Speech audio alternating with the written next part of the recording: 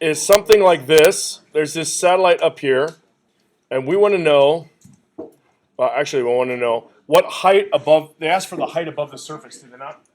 Yeah, the height above the surface of the Earth, where out here, the acceleration is equal to 0.1 times g. Now, if we look at something like, Fg, the force of gravity, is negative big G m1 m2 over r squared, right?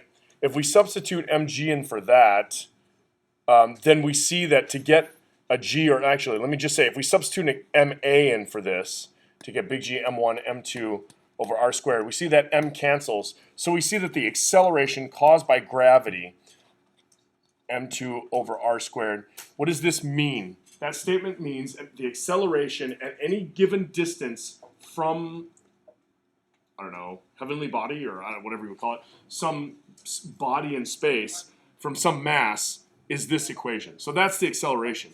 So what we're looking for is, when is this acceleration 1/10 the acceleration that you would receive from Earth? So yes? Does that, yes. Yes, sir. Whatever you say, sir. So then what is, so what we have to be careful of, this, does it make sense to you that if I use the radius of the Earth here, let me raise this up.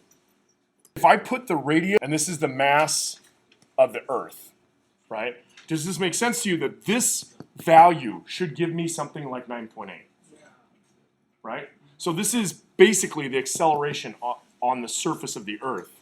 So if by 0.1, that is going to give me the number that I want to be equal to.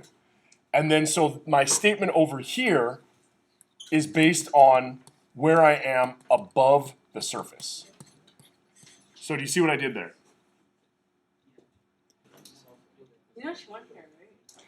This cancels with that cancels with this, and when I cross multiply,